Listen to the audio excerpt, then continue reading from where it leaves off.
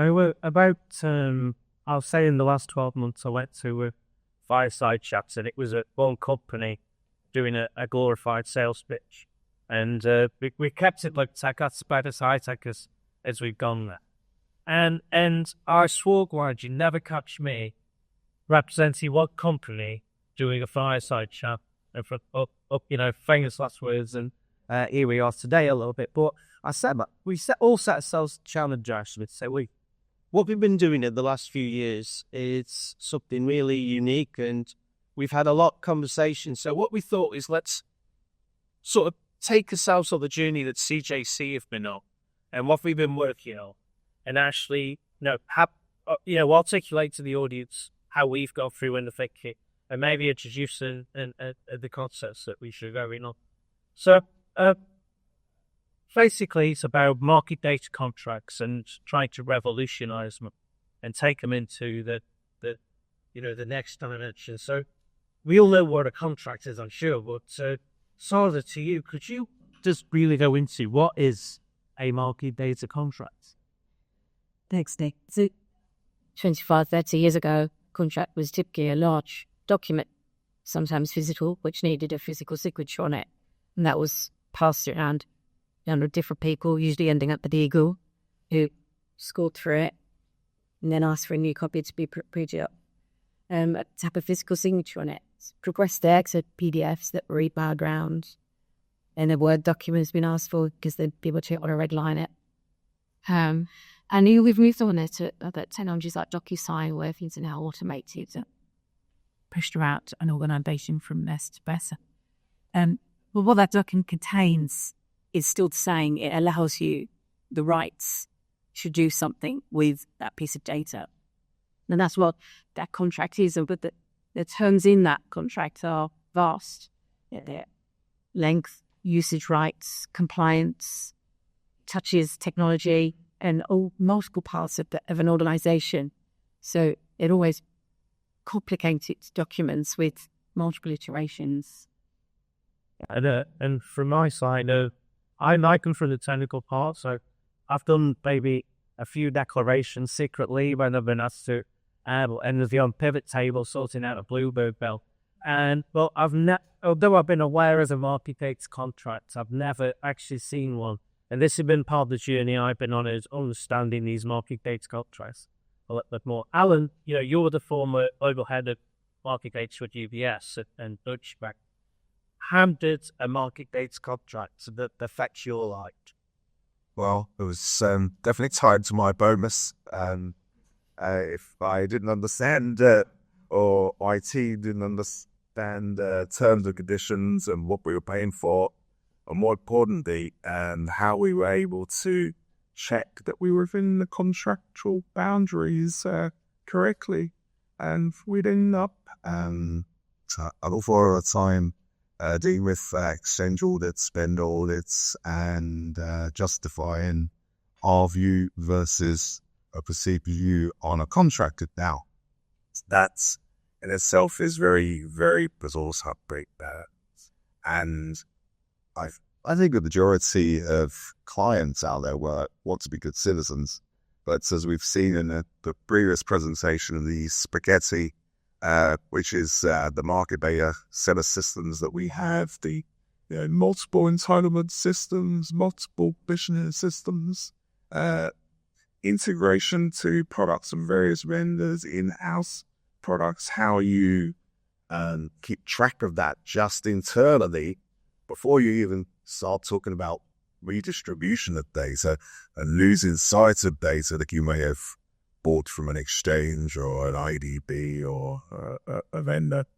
And it just gives me a headache just thinking about it. So the reality is it's the spaghetti that we divot has to have a better way forward. And, we spent millions and billions of these market data real-time distribution platforms and these ways to deliver data in low latency, ways to do it in a smart way, but we still haven't, as an industry, cracked the aspect of what we have around our licensing and what we have around our contracts versus the consumption. Be sure that everybody in that little supply chain of data is doing exactly what they should be doing. So I guess in answer to your question, I was spending far too much time doing the audits. I was spending far too much resource and money on audits, and I just felt there should be a better way. So is there any fines you could seek on? I had a half-kid ticket last week. Does that count? So, no, I mean, the fines are significant. So, and I am talking specifically for sort of large sell-side banks. If you imagine there'd be sort of 6 or 7 simultaneous exchange orders going on. And so I've said tied to my bonus, if you go down from $250 million in fines to 200 billion in fines, you are having a good year. And that's a significant amount of money, and that's pretty much across the board. And that's not included as you get down to medium-sized firms and smaller businesses. Sorry, you're contractually not allowed to provide any information of the sort. Well, maybe you can talk about now some of the challenges, like you've mentioned to me earlier about, right, the way E6 are currently stored today, and how well time is spent on just dealing with market data contracts, exchanges, and stuff. Yeah, it's been quite an eye-opening experience over the last 6 months where my clients had to make a relatively minor change to the contracts. And their processes just seem so archaic. Each document was saved individually on a shared drive, safely and securely. But to send out the change, it was an individual email to each one of our clients, attaching the original document, attaching the new document, explaining the change. And it's a mumbling process, 200 plus clients. And the manpower involves you firstly finding the documentation that's stored in a shared drive, making sure you're actually opening up the right document that's made with a different name credentiation type, and sending that out to the right person, probably getting a bounce back because the email address changed. The other person is managing to market data contracts than 5 years ago.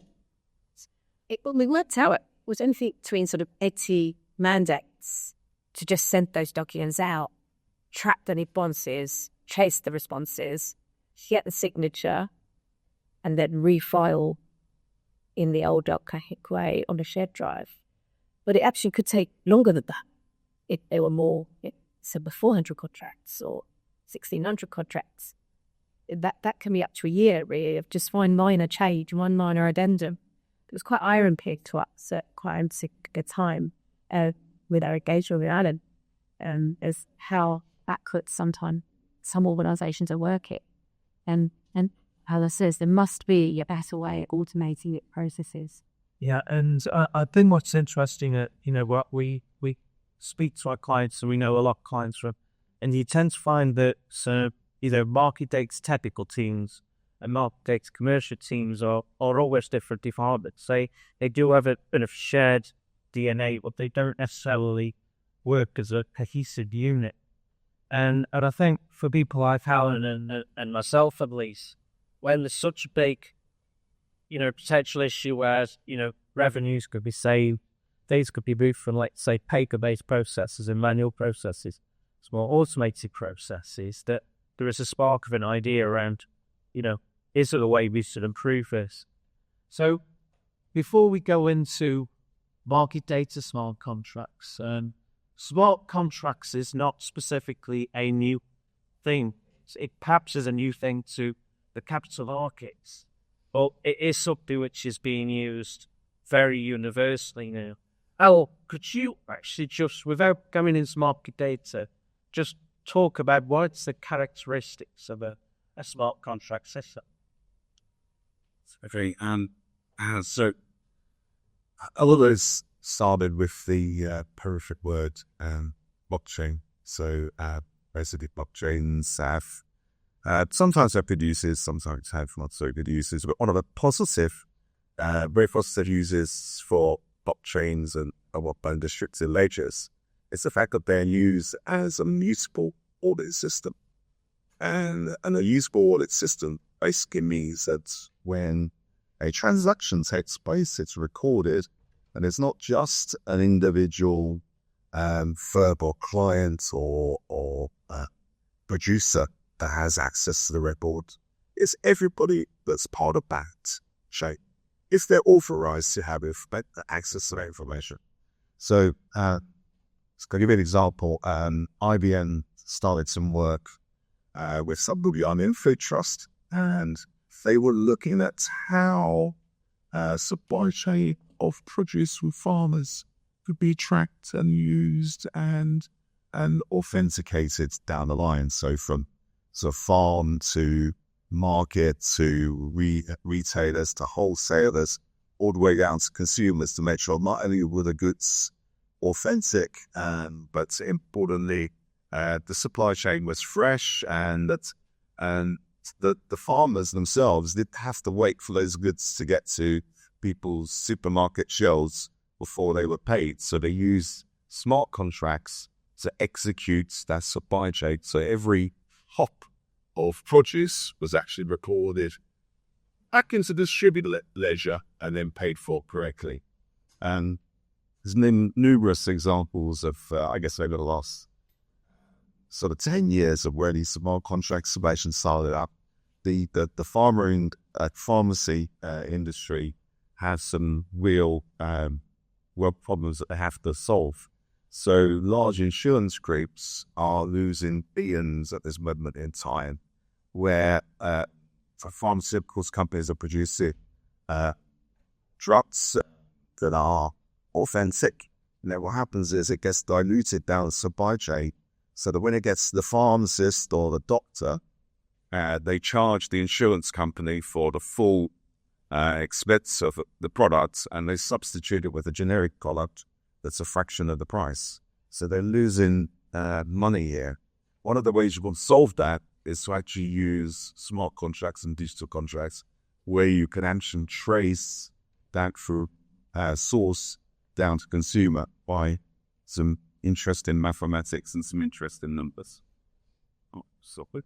That's right. And I think that all figures, you said that 80 hours, 80 days, maybe it's sort of 10 days a year.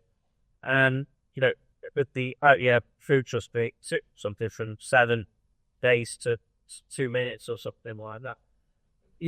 Just from a generic point of view, what was your approach to hearing about a smart contract style system and the benefits it could provide you traditionally? The benefits are enormous. That's on you just use is exactly it. That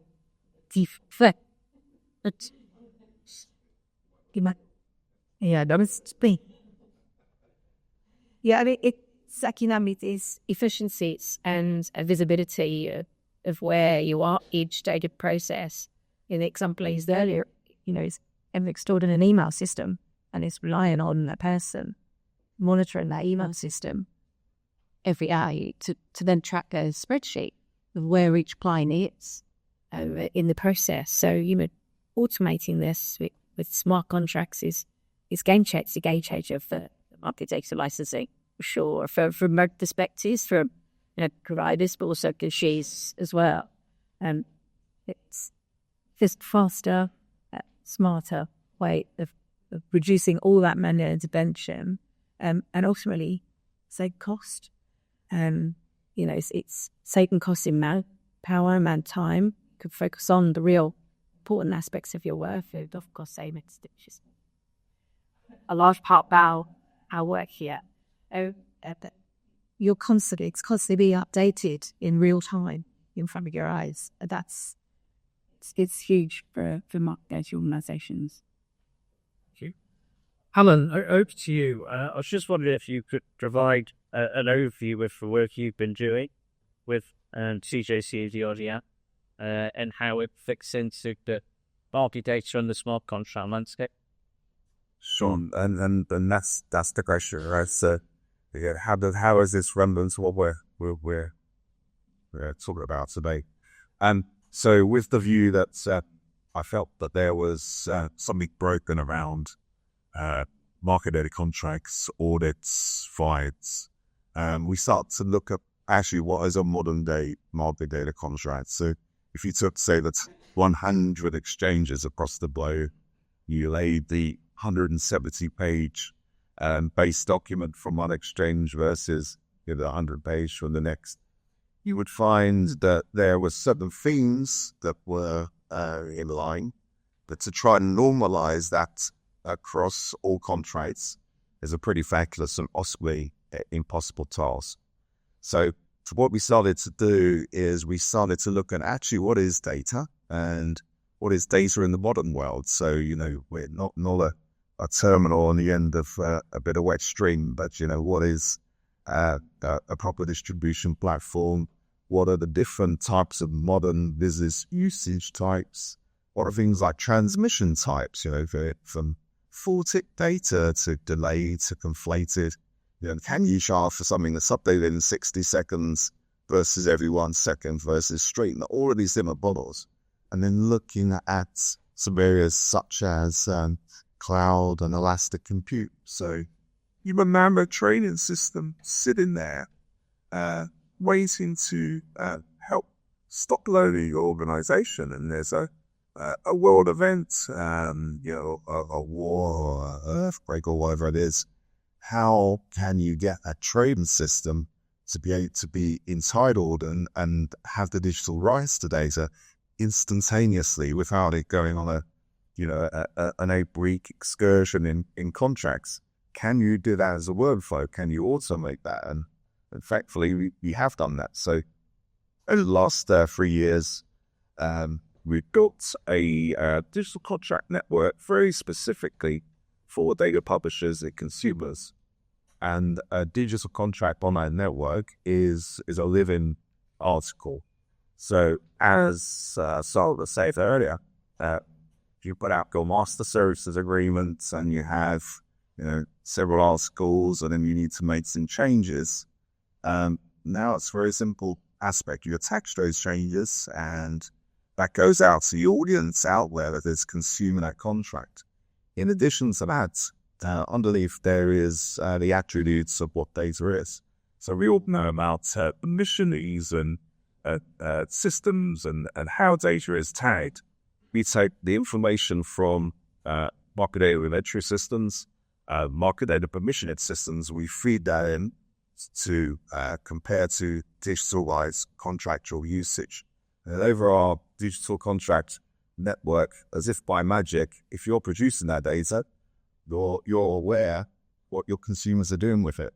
And then if your consumers are sending that data to their clients, it follows those hops as well. So you get that sort of view. So we're using smart contracts in the way that I guess IBM Food Trusts were very specifically for market data. While you were talking, I've just had a bit of a flashback to something that happened earlier in my career.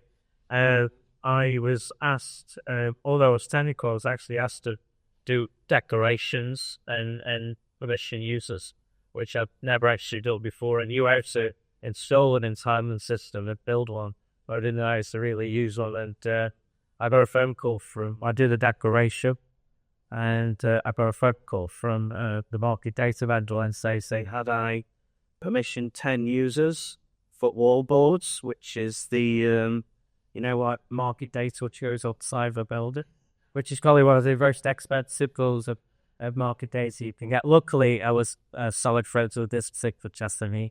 He said, just put the declaration in again and I'll let you off this time. If that happens, I think so, the question I'm asking it though, but off the back of this is, when you put a new system into any environment, there are existing processes, there are existing products, there are solution. To solve it, one bad integration, what things would fall for you? Well, integration's key. Integration into the existing platforms that have been part of a market data department for many years, inventory platforms, entitlement platforms. That's a knowledge that's already there. it's important to integrate into those systems to make sure so the accuracy, but also the speed, so that we can't just add 10, tap in a number 10 to a board.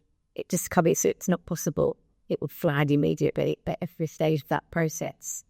And people I see shouldn't be allowed access to a type of Once we find out there's an entire system, it's actually just permissions. That's why I discovered, and I also got to say, probably somebody else will do this, please. Yeah, I'd say, your days of factoring to declarations are over, which is definitely a good thing. So that's perhaps one of the ways to look at it. Look at the workflows that you have internally in an organization. That it's not just the internal workflows. You can do these externally with your partners now. You can actually have that going across the globe and make that sort of 10 days. Let's send some permissions over to Steve that he gets it wrong. We don't make people doing this anymore. So from our DRDM system, when a contract comes in, that contract can then go out to the entitlement systems for permissioning, just as the usage of the permissioning systems go back into the DRDM system for monitoring the usage versus contracts. So it's a flow, and it's a flow external to your organization as well.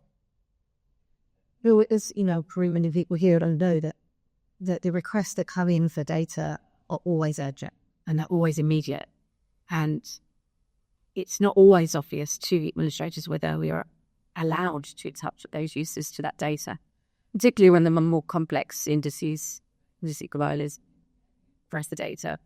So having a system like this, the visibility and the accuracy of that is game-changing for an administrative process, but also protection, compliance side of things, because it's not just an entitlement, it's making sure that you are allowed to use that data. As in contract, I think sometimes that's the fun things about how you do all this is great, but actually it's the boring things which are really important to sort of fix, because that's where we had some issues across the globe where numbers get transformed. So I think you can't be talking about earlier where 200 new terms and conditions go out. Actually, if you got a system that is looking after that and looking after the responses and saying, Alan's hedge fund, we've sent it in 3 minors automatically, but he's ignored us again. It's at that point that you need a person to get on the phone and say, "Hey, Alan, what's going on?" So you want to take away the majority of the manual pace, but there's always that sort of final piece which is key, which is where inspiration is really important. So how do you visualize your data, for example, for you? Do you use Power BI, to Tableau, your thing? So whatever it is, you'll use it for this glue. It has to be flexible. It has to be able to say, sure, I bet you follow a set of standards here that pretty much people do with technology now. And because as we know, not single firm that we work for around this particular get together does things in the same way. We all have our little sort of business processes of operating procedures that have that dynamic. So. It's a really good point, actually, Per. That's the kind of the conversation and the relationship that you tell the providers and the strategy team is actually these sorts of sister is going to help with that relationship in terms of the being honest, because it's there. You're using the data. Here's the contract. Here's the terms. And that conversation where Alan's ignored me for 3 days, for 3 weeks and 3 emails, it's at that point you have that conversation. It's a nicer conversation than, threatening lectures and legal action. It's, come on, let's talk about this and have we get it forward. We're wrapping things up there, but we started a little bit earlier. they were expected. But so, bear in mind that brought up panel later, which is about AI. I was just wondering, you came up with this vision for smart contracts in multi-days, and you've gone to market, and I know you spoke to lots of different data publishers. Obviously AI suddenly exploded about 18 months ago, but also you've gone to market. What's the kind of things that you didn't plan for? What you designed versus what you've ended up with. I don't know if you can talk about, because it's not just multi-text contracts. So I think the big different topic AI, and but I'll try and be very, very quick. It's a new tool to us all, right? So we've got to look at the aspect of the significance and relevance of AI to what we do day to day. So we know that if you're a developer, it helps you be a better developer. And what we do with the digital contracts for market data, off of that distributed ledger, you've got a vast amount of metrics around your customers if you are a data publisher. So as an example, you can take the outputs of those digital contracts and you can feed it into something called a vectors large language model database, which is what we do. Then you can start asking questions. You can ask questions like, we've got a new product coming out in 6 months' time. It's basically a commodities product or wheat in the Midwest in the US. What, out of all of the customers I have out there, contracts I have out there, tell me the ones which we should be targeting first. So you have that sort of change between, the commercial management contract sides of being able to assist sales teams of business development. So some areas like I find AI interesting, and don't get me started on things like the aspect of security and the balls around the how certain parts of AI should be used. But if you keep it within a nice sort of use case like user contracts or whatever, you can use it with a tool where it should be useful. Right, you can do the calculations in a minute. So look, I think we're going to wrap things up a little bit now. So I think we're all time. So I just wondered if there's any questions for anybody from the audience at all. Well, I had a question. It's not small, but hope the way kind of help. Please.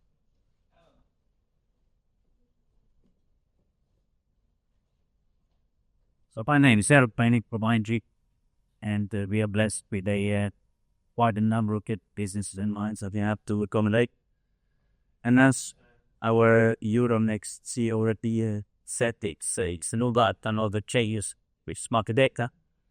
And then you already said why we're at UBS that they go in great lengths to make sure that the contracts are definitely all different. So it's amazing to keep yourself organized appropriately. So I talked about the contracts, and I was very interested to learn you guys cause a fun place, and I can just make sure how much damage and interest I'm running. So it's stated at WPS, is it possible to try with your card go without penalties? One detect your data or only take your right to shopping rights, what is actual welfare or something, because none of us can afford to monitor their expenditures as the changes want us to pay. So I've contacted a number of our main fees, of course, on this is during big health frictions, and you said about redistribution. In other words, we just always set the data table on our website for operator cost, good cost, or indications cost. But of course, everything that you offer from your front side, it's a whole downstream process as well. We offer some trading in certain markets, certain products also needs to be covered down with set data, needs to be cost of price needs to be frauded, etc. So I was wondering if you guys have set up such a smart contract system. It's a way for me to find out if I bought a new market or there are new opportunities. And I think about your next people. In this case, as qualified, just stop by, unlock the data from Euronext, and I say, well, I like SQL or more because they are far more able to in my contracts and give me a far more taxable contract terms to is the tool and market data. It is it Microsoft helping me in that quest to develop the made of contract. So, as I said, not sure. So I promise I didn't pass this question.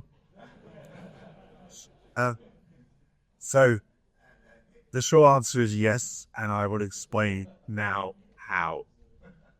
So one of the wonderful things about the spaghetti of all of the data publishers that you have out there is that it's not just, as you say, exchange to customers, exchange to data aggregator, exchange to X amount of data aggregators. And as a consumer, you may have more than one, and hopefully more than one, access to the same data set. So, and I'm not starting to talk about sort of areas like netting or about any of those aspects. I'm talking about the pure source of information, the options that you have. So, actually, as a consumer using the digital contract network, it's not about the data publishers just provide you contracts to use.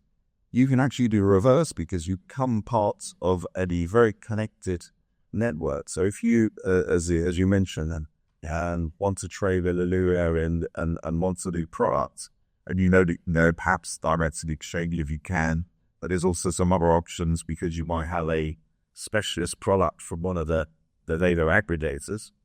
Because the system is aware of where that data is sourced from and how it can get to you, you can actually do what's known as a reverse pricing request and a contract request. So you can say, actually, I'm looking for this product in this market, or maybe whatever it is, this industry, and it will bear away because it knows which providers provide that, and you can get competitive quotes across that different area. Now, that one question has taken the complexity of your business advisory, business analyst team having to go out to market. So it gives you that first sweep saying, actually, these are the options that are on the network and the ones that we're aware of, and here's a quick comparison. So that's answered all of the question. That's 50 for the star is. So Well, I think that's time, guys. So we're on behalf of myself, Alan, and Sarah, and CJC, thank you to DKF2024. We bid you adieu. Thank you.